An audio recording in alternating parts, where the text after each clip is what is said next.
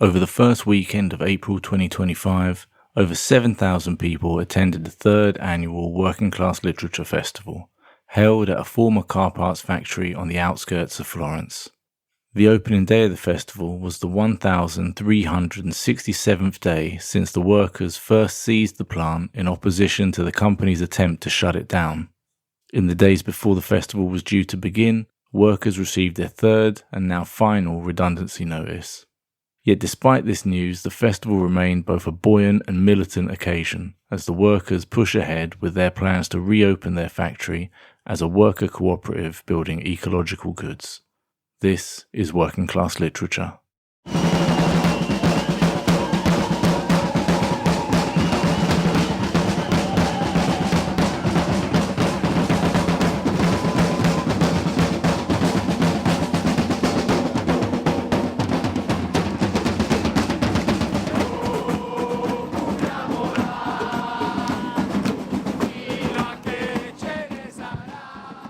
Before we start, a quick note to say that we're only able to continue making these podcasts, both Working Class History and Working Class Literature, because of the support of our listeners on Patreon. If you like what we do and want to help us with our work, join us on patreon.com/workingclasshistory, where you can get benefits like early access to episodes, exclusive bonus content, discounted books, merch, and more. For instance, Patreon supporters got early access to this episode without ads, and they also get exclusive access to our 2 Patreon-only podcast series, Radical Reads and Fireside Chat. Link in the show notes. Lowe's knows to bring your vision to life, it's important to find the right color. That's why MyLowe's Rewards members get a free Valspar paint or exterior stain sample to test your look to confidently refresh your space. Offer valid in-store only 8/7-8/20. Limit 1 per customer while supplies last. Discount taken in time of purchase. See associate for details. Rewards program subject to terms and conditions. Details at lowes.com/terms. Subject to change. You might remember that back in February we put out 2 episodes about the Working Class Literature Festival in Florence. For the past 3 years, this festival has taken place at the former GKN car parts factory that, in 2021, was taken over by its former employees after they were made redundant, and has been under their control since. To get a fuller understanding of how the festival got started and the GKN struggle itself, we recommend you go back and listen to those episodes first. But as part of making those episodes, the author and festival organiser Alberto Brunetti, who we interviewed for those episodes, suggested that I attend this year's event. I should note that unlike normal episodes, the interviews used here were recorded on site at the festival itself, so apologies in advance for the quality of some of the audio, which can vary quite a bit. As such, in April, I made my way out to Florence to experience it for myself. A weekend of music, talks, discussions and performances, not to mention food and beer, that brought together over 7,000 people, making it easily the biggest working class cultural event in Europe and perhaps even the world. But more important than the scale of the event was the way that it was different from pretty much any other literary event that I'd been to, even those specifically about working class writing. As we touched on in the previous episodes, this festival is not just about increasing working class representation in middle class dominated areas of society like publishing and academia, it's about transforming society itself, something that was evident in the slogan of this year's festival, "We will be everything." The result of this is that while there were professional writers and scholars who are from working class backgrounds or writing about working class issues, there are also many talks by people who write and research but might not think of themselves primarily as writers or researchers. My book is it's some kind of a chronicles, it's some kind of a memoir. It's my first year in Sweden. And basically, if you want to know my background, I'm a high school dropout, I come from Poland. This is Daria Bogdanska, a union activist living in Malmö, southern Sweden, and the author-illustrator of the graphic novel Wage Slaves. I don't come from a union tradition, I'm now 30-something. When I grew up, I was kind of maybe considering myself a leftist, but I had no idea of actual union work. I was a part of the precariat. And in this way, you read about union traditions. You read about left-wing history, but it's very abstract. It's the past. You don't see, like, at least me being the like young millennial leftist, I couldn't relate to this in my daily life. Just working shit jobs, and a way of changing your conditions would be changing a job instead of taking a fight. European Union opens to Poland, where I go, of course, London, where I did the bike messenger work for a few years. I consider it a shit job, absolutely. I did some bike mechanic jobs. I did some waiting. I did any kind of shit job you can imagine in Spain and in the UK. And I'm kind of this typical European EU nomad, going and doing different shit jobs and just finding means to to live. And then I end up in Sweden. That's actually a fun story, because there is those schools, people's schools, folkhögskola. It's some kind of vocational schools for people who didn't finish high school. So if you don't have a high school diploma, you can apply for such a school. And I got information that you could maybe apply to this kind of school. I always did writing and drawing. So I applied to a comic school, actually. I just want to try something. And I lied that I knew Swedish on my application, and I got in. And I was, okay, then I'm going to Sweden. And basically me in my backpack, and I've, a few €100 in my pocket. And the whole book kind of depicts my first year in Sweden and kind of my clashes with the Swedish system. The clashes of my imagination of Swedish system as a kind of orderly, bureaucratic welfare paradise where everybody's equal, and the land of social democracy where maybe shitty jobs would be less shitty. And what I found out during this first year that I work in a restaurant there, I work illegally, even though I'm from EU and I have right to work in Sweden. I found in some Kafka situation where you have to apply for this personal number in Sweden, like social security number, in order to have a like legal job. But in order to get this number, you have to have a job.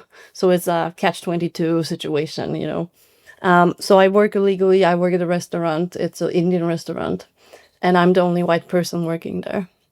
And I earn like €5 an hour. And this is shitty, but I'm used to shitty, I just need to pay my rent.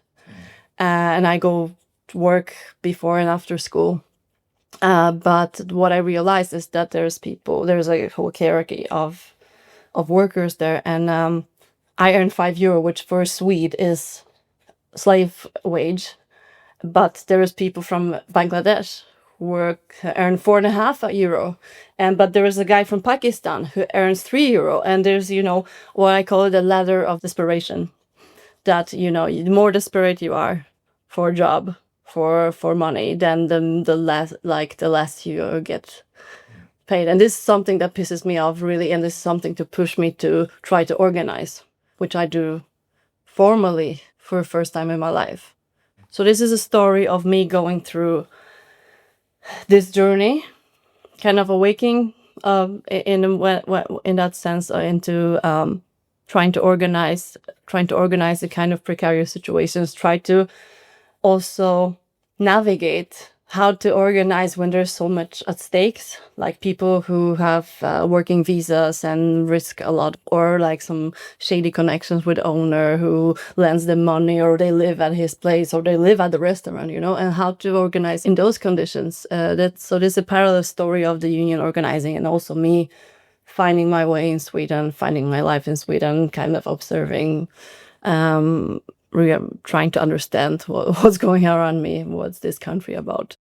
After this period in her life, Daria began organising among migrant workers with a number of different unions, something that she continues to do to this day. But one thing she mentioned was how her writing and her activism are often in tension with each other when it comes to competing for her time. After I wrote a book, there was a lot of interest in the book, because they don't have an immigrant woman talking about our own conditions, which I understand the interest, because I prefer to speak about myself. We migrants speak with our own voices than somebody else tells you about how we have it. So there was a lot of interest. But I noticed also one thing that I would be like invited by the major unions to talk about both the culture sector, and then the unions would invite me and I would talk about my situation in my book. But they liked to hear how terrible it was. But as soon as I came with some criticism or solutions, as soon as I was showing some agency, they were not interested anymore. And after some years of doing this kind of being like a spokesperson for migrant in like culture sphere, like, by being a writer, I just got tired of it. And I realized like, oh shit, I just want to do organizing. I want to help also other people who are in a situation like me. So I started getting more involved with the union. I struggle with this because sometimes, we have this kind of a idea of a successful person who's like both an activist and a brilliant thinker and also fantastic organizer and writer and everything. And I'm like, I'm not so smart. I'm not so fantastic. Like maybe I cannot manage to be everything at once. And right now, I would manage to do both. And right now, I chose the other way. I'm more of a practitioner right now than talker. But I still think it's valuable to talk about those things, and I'm really happy that I did. But I just kind of got impatient by just talking. Daria was just one of the many excellent speakers that I met over the festival weekend. But another that I had a chance to speak to was Luca Lei Zhang, postdoctoral fellow at the University of Macau in China, and editor of the anthology Asian Workers' Stories. In many ways, Luca's research picks up where Daria's graphic novel left off in terms of giving a voice to migrant workers, though in Luca's case, her focus is on those who are further down what Daria calls the ladder of desperation. I wrote my PhD on working class literature in China and Singapore as a comparative study. One important part of my research focuses on migrant worker writings in Singapore and China. So in Singapore, just put it briefly, there are a lot of migrant workers come from less developed countries such as the Philippines, Burma, Bangladesh, and they work there in those 3D jobs, such as domestic helpers and construction workers. 3D jobs here refers to the 3Ds used to describe the work done by migrant workers. That is, dirty, dangerous, and demeaning. So that's all basically the migrant workers do in Singapore, but Singapore is not a unique case. They are also in places like Taiwan, Hong Kong, Malaysia, South Korea, Japan, and China too. In China, slightly different. They're not transnational workers, but the nature of their work is the same. So along with my research, I have met a lot of worker writers who are writing a lot of things about their life, their job. And I have also read a lot of older working class literatures from this region. For instance, those who are actively writing in the 1970s. And I found it is very different that how those older group of workers write about their life and work as the working class writers and the contemporary domestic workers. So after I did my PhD, I was like, okay, I really wanted to collect those worker writers to put them together in one book. I really want to highlight this kind of collective way of framing workers' writing, not only as individual workers. For instance, a lot of migrant worker writers in Singapore has been framed as migrant writers, and I have a trouble with that term because in general, when they talk about migrant writers, it seems worker identity has been erased or downplayed. So there are a lot of literary events and activities about migrant worker writings in this region, for instance, Singapore, Hong Kong, and Taiwan. But I'm always worried about how they downplay the worker aspect in these writings.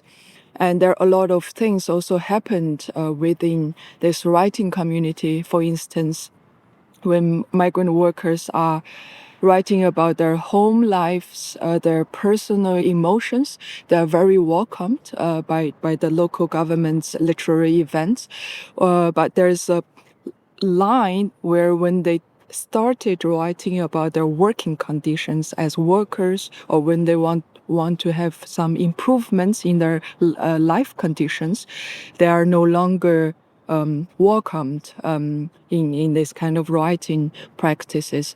So I wanted to do a book where I didn't encourage them to write about their working condition, but I really want to put this working class literature, class perspective in this book.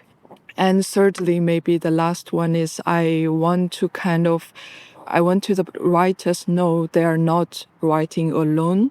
They are workers in different parts of Asia writing about their writing. So I want to kind of bring this book to them and let them know, see, you're not working alone.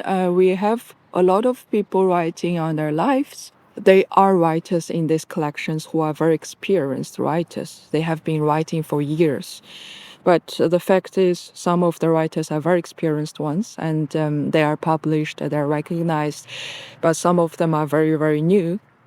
And there's also a relatively older worker writer from Malaysia in this collection. So I found he's very interesting because he was connected with the older working class writing in Malaysia in the 1970s. So in Malaysia in 1970s, Malaysia and Singapore, in the 1960s and 70s, there was a very active working class writing group who basically all of them are factory workers or bus drivers or plantation workers, because there was a very active working class culture at that time. But now they are kind of forgotten or marginalized because there are not a lot of working class literature studies or institution in that region. So I read his books. He self-published 2 collections of his writings in Chinese, and I read it, and I kind of I asked him, is that okay if I translate 1 or 2 of your stories to this collection? And he said, of course. So that's again one of my kind of hope that I can historicize those writings, and because those writings are not, like speaking of from working class writing perspective, is not something that new. One of the interesting things about Asian workers' stories is the range of different jobs and nationalities of its contributors, and how these interact with various literary traditions that inform their writing. There are a lot of domestic workers. They live in the households, and it is exactly very hard to draw the line between life and work, in a sense where they work at where the employers live and they live there, right? So you can see their stories are very kind of centered on this household. So it's also kind of no longer the traditional working class life where you go to a factory or you go to a place to work. Maybe Stephanie's story is a very good example where Stephanie's story, the autobiography of the other Lady Gaga, is particularly interesting in terms of the form or the genre she uses. Her stories in this collection is drawn from this form called dekli in the Filipino literary tradition, where I think it's similar to flash fiction or mini stories or mini fiction in English terms. And those writings, this genre started at the beginning of 20th century in the Philippines after the Philippine and U.S. war, and people wrote in this form. They publish on local magazines, newspapers in their vernacular language. So she also used this form for her writings, which I found very interesting. The autobiography of the other Lady Gaga is a contribution to Asian workers' stories by Stephanie J. Alvarez, a trans-Filipino migrant worker who worked for almost 15 years in Saudi Arabia. As Luca mentioned, the Dagley form that she uses in her story has its roots in the anti-American newspapers and magazines that proliferated after the Philippine-American War at the turn of the 20th century. But as the translator's note in the anthology makes clear, the Dagley is also a form of vignette or sketch for expressing romantic love for a woman.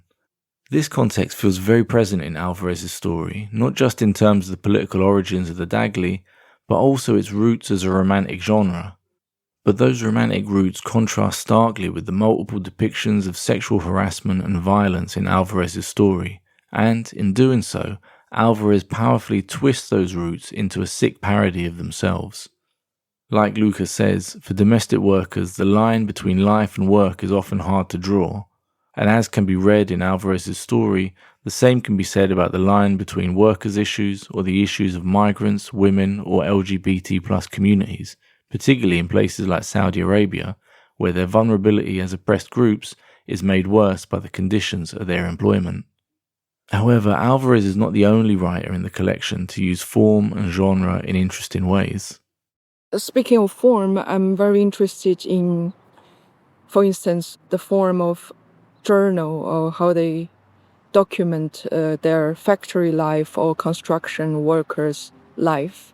Those are the forms for other, like bourgeoisie writings or middle-class writings, but I found this kind of writing from those worker writers gave a new meaning to those genres. For instance, diary keeping might be a very kind of, most of the times we read a diary from writers, right? Famous writers, Virginia Woolf or others. But they also, for instance, the writer in this book, the last one, M.D. Sharifuddin, he's from Bangladesh and he used to work as a migrant worker in Singapore in constructions. And he published actually 2 books on his life in Singapore. And those 2 books are named as Diary of a migrant worker in Singapore.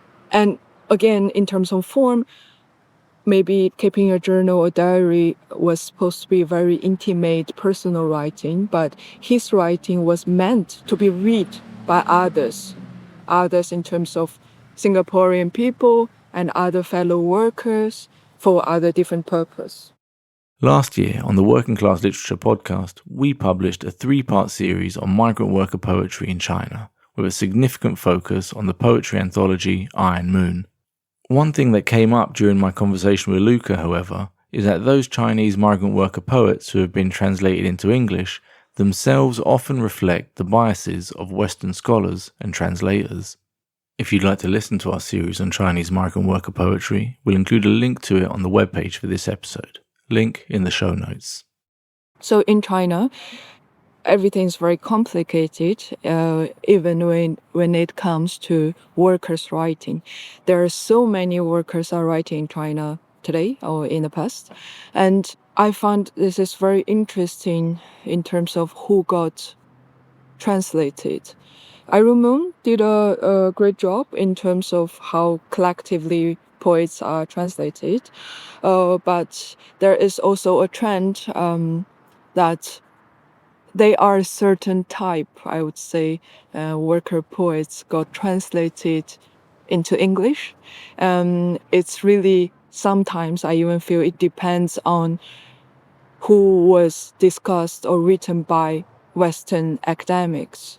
And maybe this point is controversial, but what I wrote in my PhD is that there is a group of underground worker writers or poets. They are not like popular in China, but their work are not talked about by overseas readers or even scholars.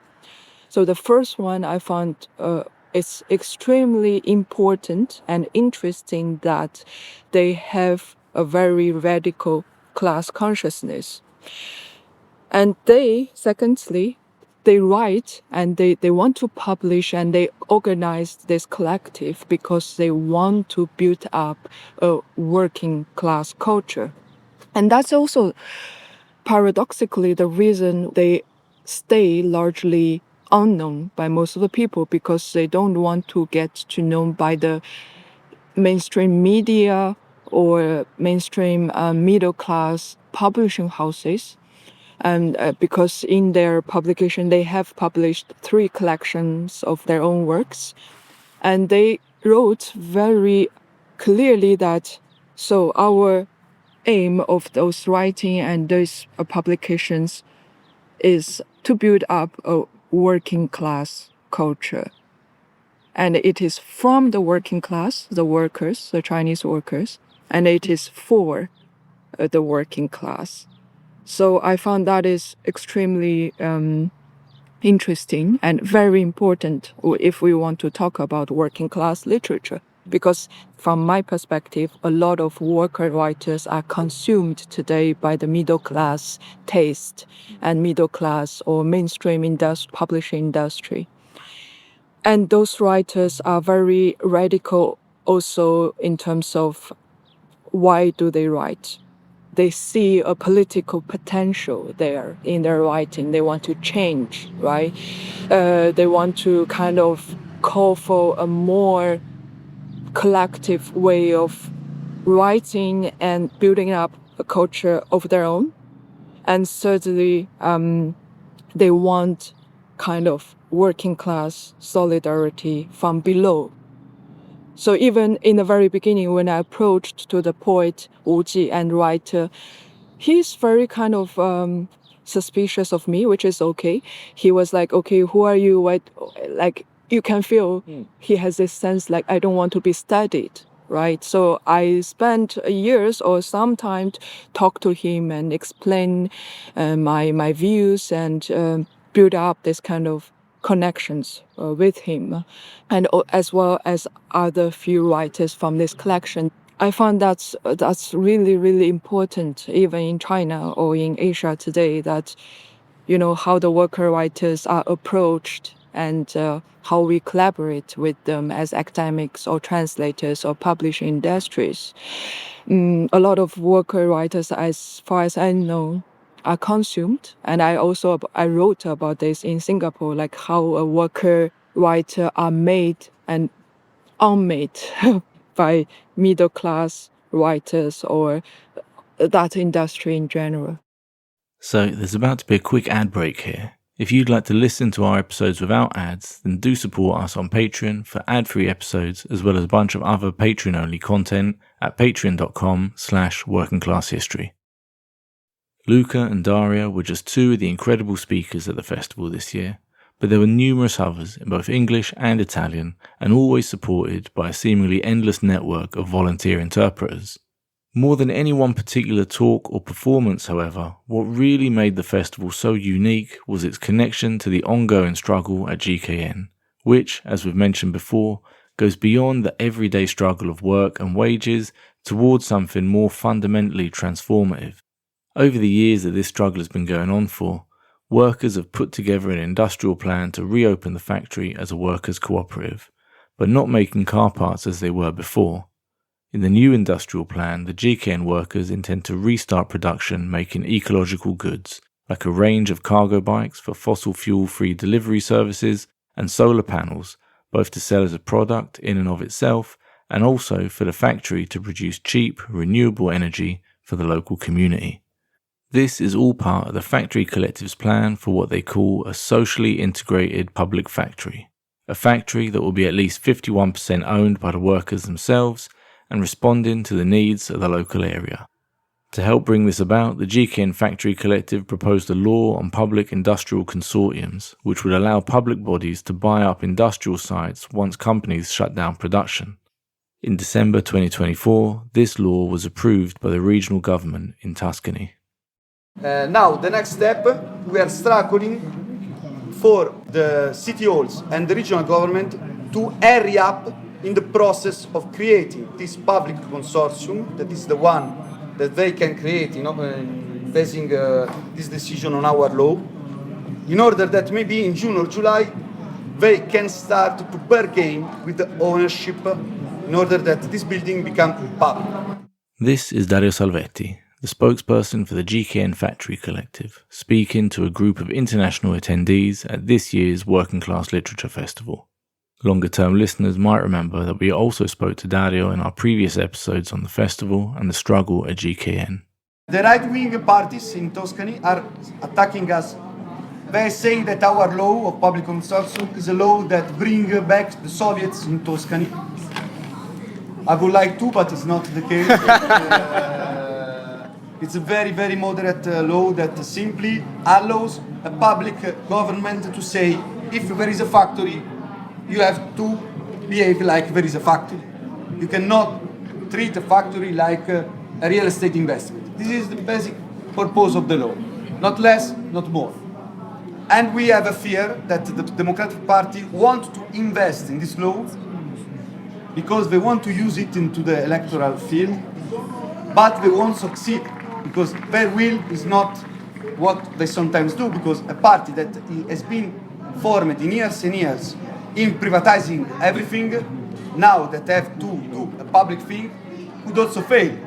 So there could be also the chance that they want to let us win, but they're not able because they don't have the real mind to really create something public. So there could be the worst scenario, that is that in September, October, when the election comes, the right wing attack us because we have reached nothing. They attack the Democratic Party because has formed a public consortium that has not functioned, and that could be the worst scenario. The Democratic Party that Dario is referring to here is not the one from the United States, but the main centre-left party in Italy, but one which, like many centre-left parties across the West, has been firmly neoliberal now for decades. And, as Dario explains, while the law itself will open up space for workers to finally take control of their factory, it cannot simply be left up to a political party that for years has been dedicated to privatisation. Rather, the plan will have to be fought for by the GKN workers and their supporters, and as a result, the plan also includes space for other groups to be included. At that moment, our proposal will be that all this north part will remain a social part of the factory, so that these activities will become regular, and that will be founded a permanent office of the working class culture, not only literature, but everything. And the other part of the factory, the first part producing solar panels, there will be a part that won't be used by us because our industrial plant needs 9,000 square meters. This is 80,000 square meters of the area, and 35,000 square meters the factory. This permanent office for working class culture that Dario mentioned is part of a plan to start a working class cultural hub on the site of the former GKN factory. This cultural hub would include a museum, social and labour movement archives, beginning with that of the Tuscan Metal Workers Union, a permanent headquarters for the organisation of European working class literature festivals, and an audiovisual centre, including training for aspiring filmmakers.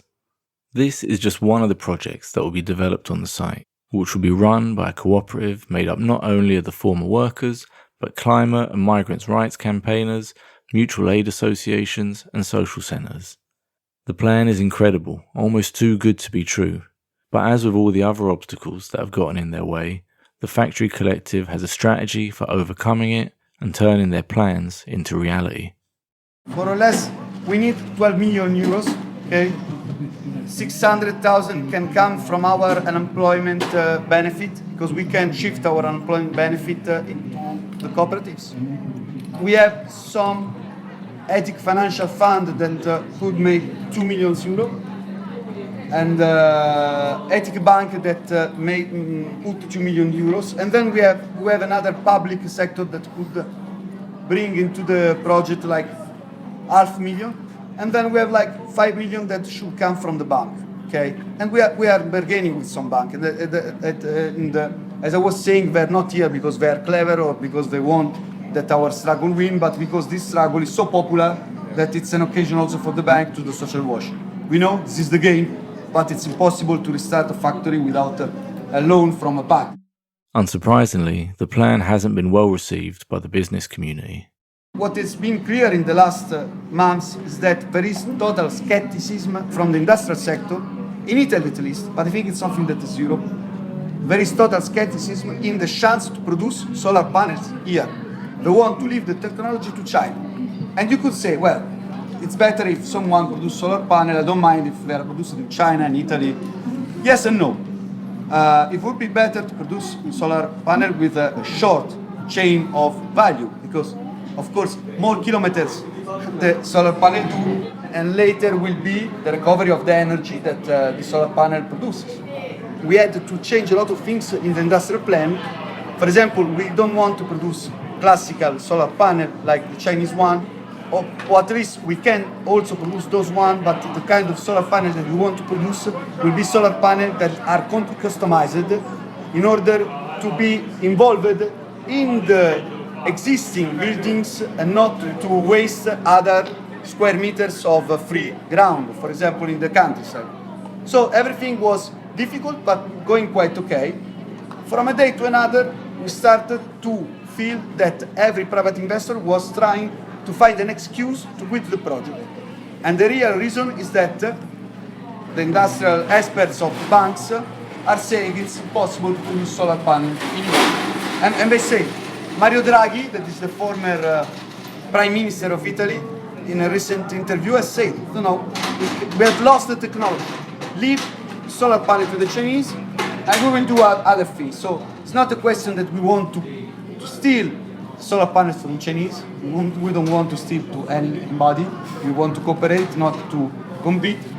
This context of struggle, of workers taking over a factory and reimagining what they could do with it, filled the literature festival with so much energy.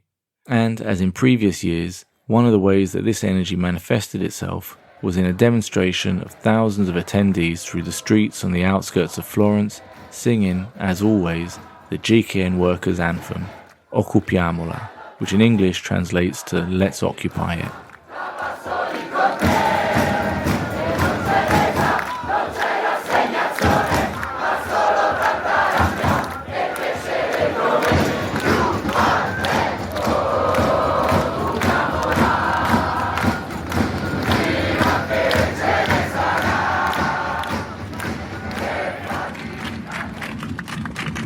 Siamo tutti GKN! Siamo tutti GKN! Siamo tutti GKN! That final chant, Siamo tutti GKN, translates as We are all GKN. This was something more than a simple literary festival. Of course, it was also that, with the kinds of interesting speakers and discussions that you would expect at such an event anywhere in the world. But it was also something else as well. It was working class literature as an active part of working class struggle, which gave the event a totally different energy and atmosphere. And of course, that energy and atmosphere was in huge part down to the attendees, themselves often activists and organisers from across Italy and beyond. Hi, I'm Francesca. Hello, I'm Gabriele. Hi, I'm Bianca.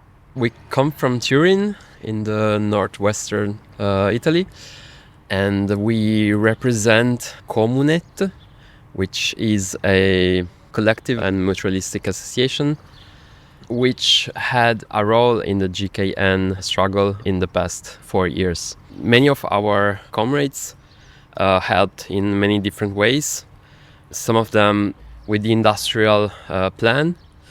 We also helped with the communication, doing graphic design and helping with the media. We also helped with the legal part of the struggle, especially in the first years. 2-3 years ago, we slept inside the factory. We passed a lot of time with the Collettivo di Fabbrica and with a lot of association, and so it's like the memory of the place and the fact that each time we know new people and we meet some people that we already met in the past. In Turin, we had a very great history of workers that made a very great struggle, but this is something new also because it's not a struggle for that struggle and stop, but it's a struggle for a better future that for that reason cannot stand only on two feet and has to go with all the society, so all the part of the struggle like the transfeminist movement, the ecological movement, all the kind of work and struggle in society are involved in the reindustrialization in an ecological way, in a new way that made the factory not an isolated place, but a place of work and of reproduction of life that is connected to all the parts of society.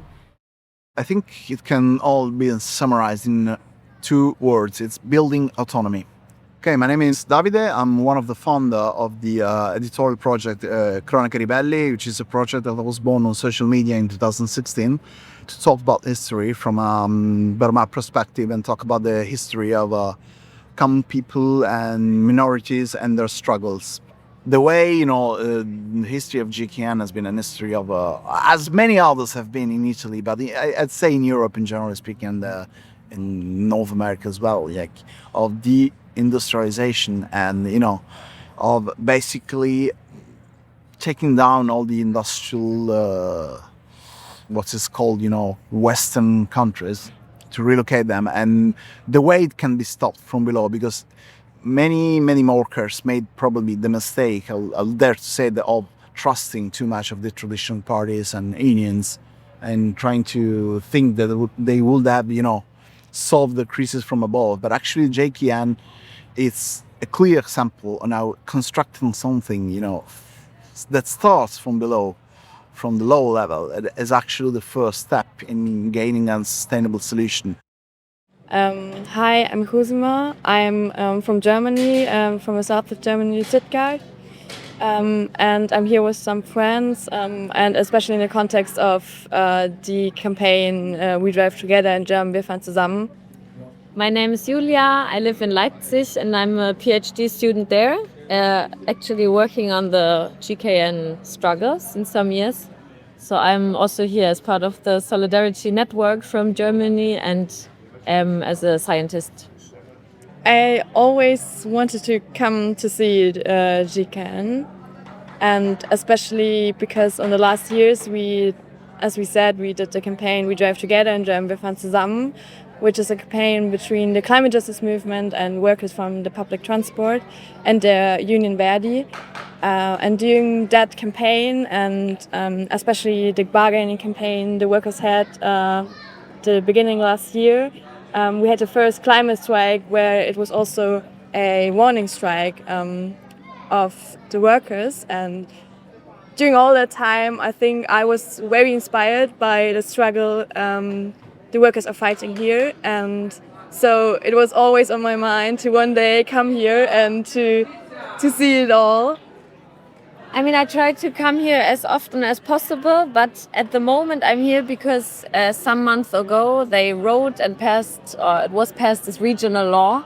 So they now hope that the regional government will expropriate this building so that they could start their cooperative, not in any place, but in their factory right here.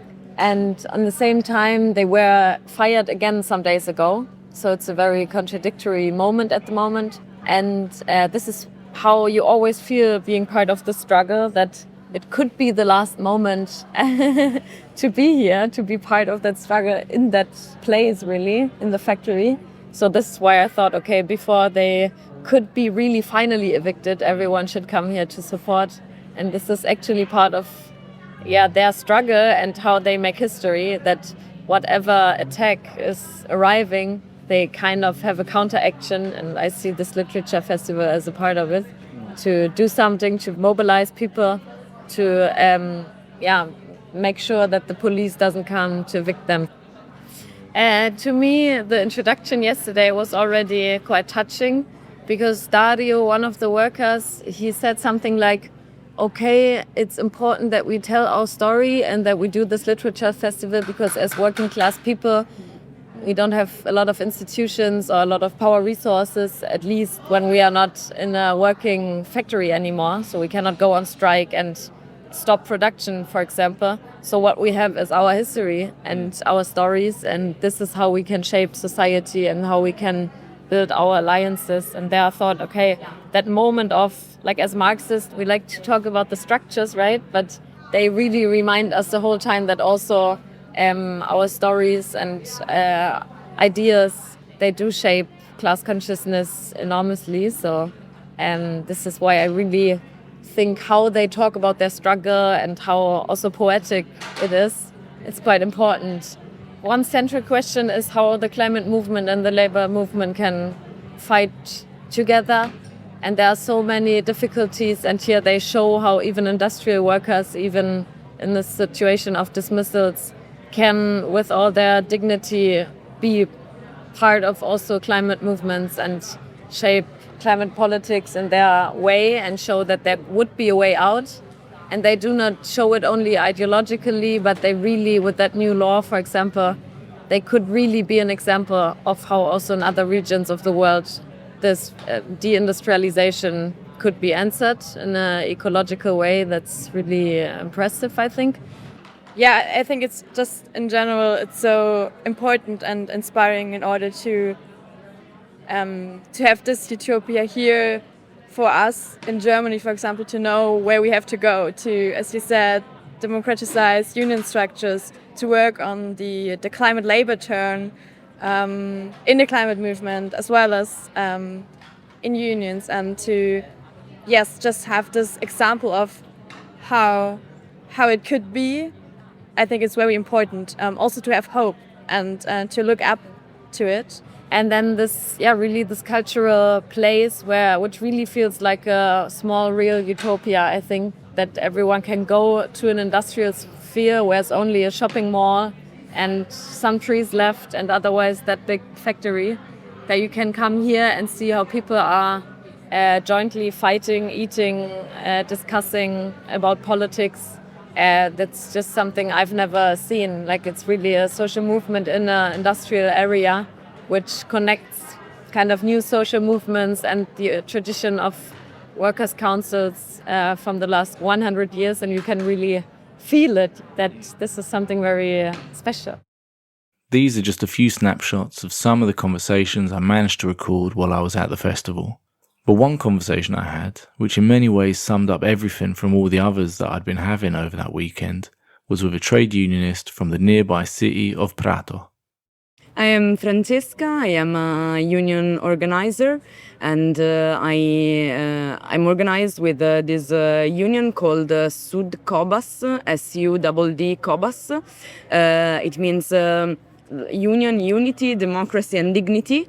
And then Cobas means like base committees, because we are an autonomous union, and we think that the core of a union organization should be the workers and the group of the workers that organize inside the workplaces. We are here as volunteers. I've been translating the panels in English, and I've been doing security. I did a shift at the bar. So various jobs. We knew comrades from GKN even before the 9th of July 2021. They were among the first to always come to the strikes we were doing in the factories, mostly in the textile district in the Prato area, which is one of the biggest textile districts in Europe. And GKN workers were always among the first to come to take their solidarities, to cook meals for the workers who were on strike, and so during these years we've developed these strong connections, and we try to help this struggle as much as possible, because we feel this struggle as our own somehow. The majority of workers we organize with are migrant workers. They come mostly from Pakistan, but also from other countries, because the majority of people who work here in the area and have problems at work and work in exploitative conditions, like a lot of people work 12 hours per day, 7 days a week. And one of the most important things that we try to do organizing together is to be a megaphone for their voice and their experience and their desires for to struggle for a better life. And so I think that the Working Class Literature Festival can really be a vector for this, because it's one of its goals is to tell the working class, but also to let the working class speak and tell their own stories and talk about the condition the working class experiences at work, but also what kind of alternative people think it's necessary and want to commit to build together. So yeah, that's why I think this space is really something needed for the working class to tell its own stories and to share its own perspective. Yes, just now it's a podcast, so you can't see what we are seeing, but just looking in front of GKN factory on the left, we have an hotel. Inside this hotel, a group of female workers is organizing. They do cleaning for the hotel rooms, and they are basically paid for the rooms they clean and not for the hours they work. That's a big problem in the tourism sector, in this line of work. And on the right, we have a warehouse of a furniture logistic company called Mondo Convenienza. They also worked in a subcontract company in the Mondo Convenienza warehouse, and we were able to change this kind of condition with 5 months of strike, sleeping in front of the factory for 5 months, and yeah, but workers are still organizing there, yes, because new problems emerge even if we won that struggle and people got a regular contract, but we now are fighting for security at the workplace. And in front of us there is a supermarket called Panorama, and the workers are struggling there against the layoffs. On the side of the Mondo Convenienza warehouse, there was a sub-supplier factory who worked for the brand Mont Blanc. Pakistani workers were working there doing Mont Blanc bags 12 hours a day for 6 days a week for 1,000 euros per month. And when they unionized and they conquered their rights and their right to a 8-hour, 5 days time table, Mont Blanc decided to take away the work from this factory. And so they found themselves without a job, basically. And so they're struggling since 2023 to be reinstated in the Mont Blanc supply chain, because made in Italy and fashion luxury is a sector that we often think it's a good sector for people to work in, that because clothes or bags are so expensive, then the working conditions must be good, but actually, it's a sector where multinational companies and fashion brands try to extract the maximum profit possible from the workers. So yes, the Working Class Literature Festival is in front, just for example, of all this situation, and we think that GKN as an experience as a project of socially integrated public factory could really be an important pole for the workers to meet, to recognize themselves, and to build a collective way to tell their own stories. This, for me, really sums up so many of the things that made the Working Class Literature Festival so special. Partly that blurring of boundaries between attendees, volunteers and speakers that meant a union organiser might do security in the morning, translate in the afternoon, give a talk in the evening and work the bar after dinner. But also the way the festival was not just a platform for the GKN workers, but also how it brought together the struggles of so many others. This is what gave the factory site the feeling of being a small utopia, as Julia and Kusuma put it. The quality of the conversations you had and the connections you made with people felt different to those you have in normal everyday life. It really brought to mind a line from the novel Disneyland by Scottish author D.D. Johnson, who we interviewed in Working Class Literature episodes 5 and 6, where he writes, quote, "Shared endeavour is the basis of meaningful conversation," end quote. What made these conversations, not to mention the singing and marching and chanting, so meaningful was that they took place in a setting where people weren't just talking about social transformation, but one in which transformation was actually happening. Truth be told, I'm almost embarrassed at how significant an experience it was for me, as I feel like it makes me sound like a born-again religious fanatic. But it's like Hemingway once wrote about Paris. If you're lucky to have lived there as a young man, then wherever you go for the rest of your life, it stays with you, for Paris is a movable feast.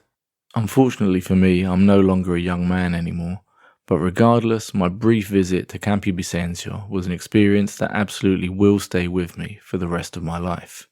As I'm recording this, however, the struggle remains in a state of flux. As mentioned right at the beginning of this episode, the workers were made redundant for the third and final time just before the festival.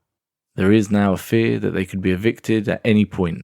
At the same time, they're waiting for the industrial consortium to become operational to allow their socially integrated public factory to take shape. Yet the factory collective and their supporters are not resting. Events continue to be organised throughout July to celebrate the 4th anniversary of their struggle.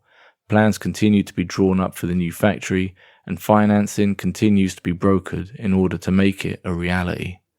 The Working Class Literature Festival and the struggle of the former GKN workers highlight what literature and politics fundamentally have in common. That, in the end, both literature and politics are about producing stories to understand both ourselves and the world, and they both involve imagining new worlds. And ultimately, a group of workers taking over their factory and fighting to transform it into an eco-socialist co-op against a background of rising far-right reaction sounds like the stuff of fantasy, of science fiction, even mythology. And yet there it is, in an industrial suburb on the outskirts of Florence. While I was at the festival, I shared a sleeping area with about 5 other people. One of them was a retired firefighter and veteran of numerous Italian social struggles, who said something that has since stayed with me. He said, when you're in the desert, you need to know where the oases are if you want to survive. But if you don't look after your oases, even they will dry up. The GKN struggle is one such oasis, and it's down to all of us to help cultivate it and to cultivate new oases if we want to survive the moment we're in. I think GKN struggle is significant because from the first moment they put their struggle at service of every struggle. Somehow they started to this struggle against the layoffs and the closure of the factories, saying, yes, we are fighting for this, but there is more to fight for, and we want to put this struggle at service for the change of the whole system, of all the problems in the society that we experience, but not only to struggle against all these problems, but also try to build an alternative. And in this sense, the project of the social integrated public factory, I think it's a fundamental example of the necessity of struggling against the problems we face, but also in the meantime already beginning to build an alternative. Because we cannot wait the final victory to start questioning ourselves about what do we want, what do we need, but we should start from now to build the world we want to live in, so different society.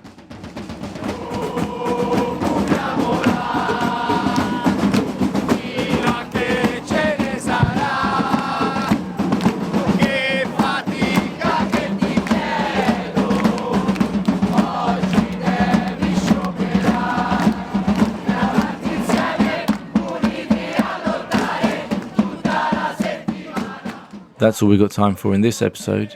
If you want to learn more about the Florence Working Class Literature Festival and the GKN workers' struggle, we recommend you check out our Working Class Literature episodes 10 and 11. You can also find out more info on the webpage for this episode, link in the show notes. It's only support from you, our listeners, which allows us to make these podcasts. So if you appreciate our work, please do think about joining us at patreon.com/workingclasshistory, link in the show notes.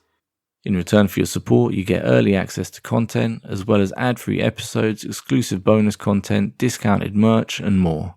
And if you can't spare the cash, absolutely no problem. Please just tell your friends about this podcast and give us a 5-star review on your favourite podcast app. Thanks to our Patreon supporters for making this podcast possible, and a special thanks to Jazz Hands, Fernando Lopez Ojeda, Nick Williams, and Old Norm. Our theme tune for this episode is Occupiamola, as sung on a GKN workers demonstration in 2024. Many thanks to Real News for letting us use their recording, and you can find a link to the documentary it's taken from on the webpage for this episode. This episode was edited by Jesse French. Anyway, that's it for today. Hope you enjoyed the episode, and thanks for listening.